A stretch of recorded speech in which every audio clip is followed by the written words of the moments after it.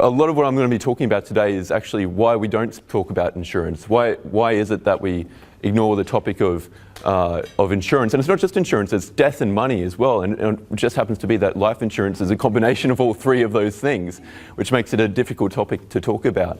And so while the point of this group is to refer and talk about each other's businesses, the main thing for me is that the first stumbling block is just that first topic of that discussion. So I'm going to be breaking down some of the barriers of why people don't talk about insurance. So in my experience, it really comes down to these three things. So we've got the optimism bias, which is the typical Australian way of she'll be right. There's no immediacy behind it. And then there's also lack of tangible benefit. So we liked Venn diagrams from Tony's presentation, so I thought I'd mock up one myself. So on the left, we've got she'll be right, the typical Aussie go, and then on the left-hand side, Murphy's Law. So everyone knows Murphy's Law is if it could happen, it probably will. And in the middle, we've got a problem. So we typically kind of go through life of going, oh yeah, it won't happen to me, but unfortunately that's not the case. And the reality is, there's a lot of statistics that say that stuff happens to you, and it's not necessarily good stuff either. You can read the statistics up there yourself, but I think more personally, we all know someone who's come down with something like this, like a cancer or a heart attack or a stroke. I could say raise your hands, but I don't think there's anyone needed because we all know someone. And I guess it comes down to if you've got insurance and you don't claim on it, you're the luckiest person on earth. But if you do have insurance and you claim on it, then thank goodness you do. The second topic is there's no immediacy. I know personally from my own experience, sometimes I don't necessarily get around to buying the things that I can kind of put off. So on the weekend, I bought some windscreen wipers. Now, I spent 3 months thinking about buying windscreen wipers, and the reason was because I wasn't using it was only when the car, that it was raining outside, and I was driving my car that I go, oh, I need some new windscreen wipers. Now, people often refer to insurance as being like purchasing an umbrella when it's a sunny day, and that's really what it's after, is looking ahead and preparing yourself for when you're at your worst. And really, everyone says, unless you can, it's not going to happen to me today, it's not going to happen to me tomorrow. But the question is, when will it happen? We don't have that crystal ball of knowing when I turn 32 and 5 days old, that it's going to happen, that something's going to strike me. And that's just the reality of it. Unless you've got that crystal ball of knowing a week in advance of when you're going to have that incident occur, come see me. I mean, that's the perfect referral for me today, is someone who knows that they're going to get cancer in 3 months' time and would like to get some money for it. Is the harsh reality of it. So that's just kind of the ins and outs of kind of why we put it off. There is no immediacy, but there's no better day than today. The other side of things is that there's a lack of a tangible benefit for insurance. I mean, you get a nice brochure, you get a PDS, and that's something to hold. But that's not why you get the insurance. It's not for a bunch of words. It's for a promise. And that's sometimes hard to understand or wrap your head around. But that's just not the case. You've also got, there's a lot of other, and that kind of leads to ambivalence around it. Oh, I don't care about it. Oh, I've got something, but I'm not too clued into what it is that I've got or how it works or whether it's even right for me. Oh, it's in my superannuation fund, it's sorted. Or I've heard about that on TV, but I don't really care for it. And it's because we don't see it. It's not something that we interact with daily, that we kind of put it to the side and just go, don't look into it too much. So, but there are real effects to it, and it's about peace of mind. I mean, we've got enough things in our lives to worry us, and especially in small business as well, where we've got so many different risks, whether or not the clients that we work with pay us, whether someone goes bankrupt, the economy, whether the rent goes up in the lease that we're renting. It's numerous, and we can't outsource those risks, but we can for our health. And that's something that we can't control, but we can control the financial aspect of it, of whether or not the bad stuff happens to you and whether or not you can cope financially with it. And the real tangible benefit comes at claim time. It's amazing, and you've got it keeps a roof over your head. It keeps the food on the table. It pays your staff and looks after the treatment when you need it the most.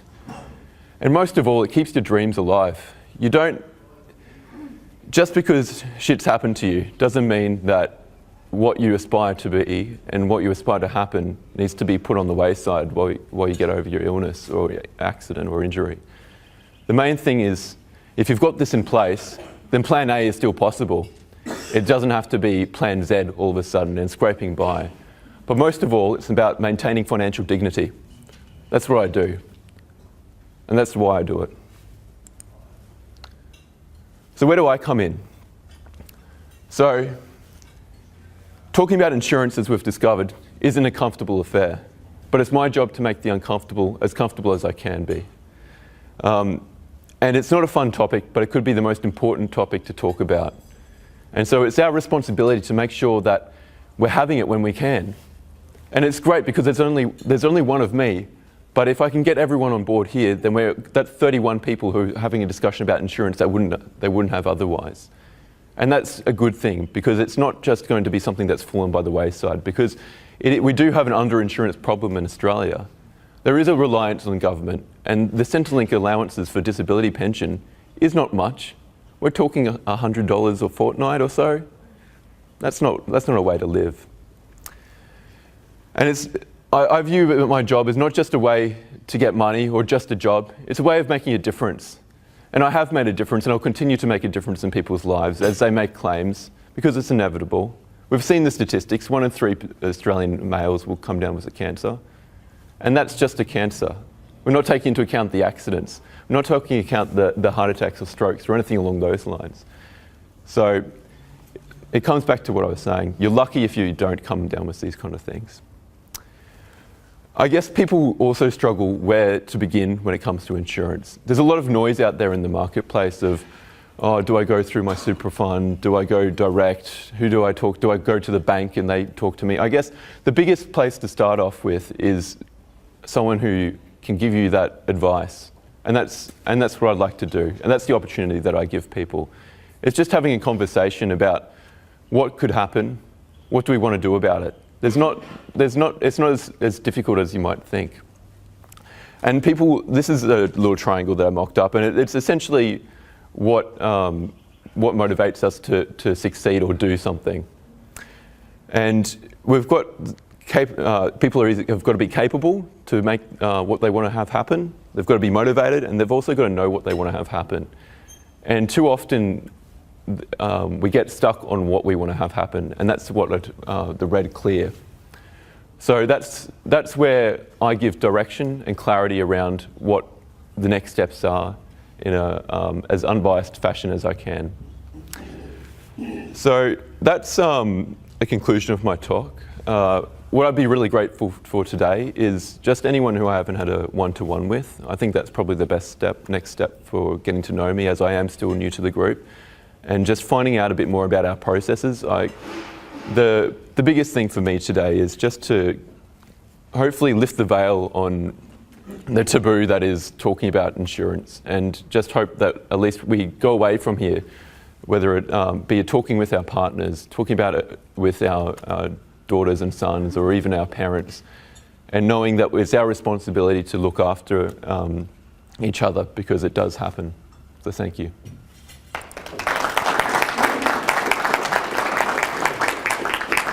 Thanks, mate. Has anybody got any questions for Lachlan? Lachlan, how much time would it take to sort of sit down and do a review? Let's say you've got everything in place and you think it's all hunky-dory, and you want to get a second opinion. So first meeting would be approximately an hour, depending on how long we gas bag, and that would be essentially just going over what you have at the moment, and just kind of explaining how it works and kind of the benefits to what you have at the moment, and maybe also some shortfalls. I'd then recommend a second meeting, of which I'd just make my proposed changes if there are any that are needed, and that'd just be a discussion of, okay, here are the little points. You've got A, B and C, which is fantastic. That doesn't need to be changed, but maybe you're short on this area, or maybe we can tweak this to make it tax deductible for you, for example. So I guess I'd say 2 hours max being kind of the starting point, and that's free of charge.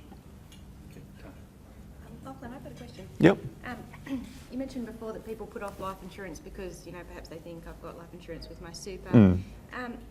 Are there any particular benefits to looking into your own life insurance policy rather than perhaps relying on the one that your super fund pays for? Yes, so it really comes down to superannuation. It depends on each superannuation fund, because a lot of the times it's default cover, and people don't think too much about default cover because they go, here, oh yeah, I get it with my super fund, but they don't realise that just because it's default doesn't mean that it's free.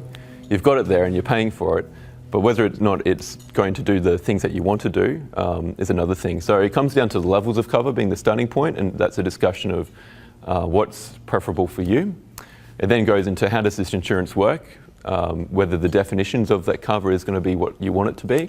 There's been large changes in the total and permanent disablement definition in the industry super fund space, of changing the definition of any occupation to pretty much any occupation that you... The standard definition is any occupation that you're reasonably suited for through education, training, and experience.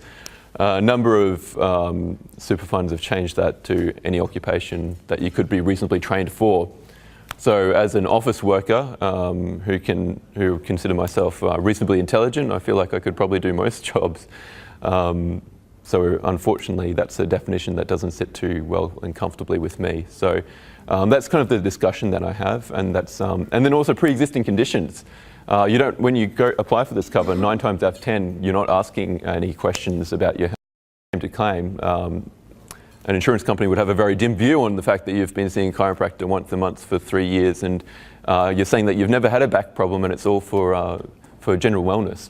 So they're just a couple of things to be aware of when it comes to just your superannuation insurance.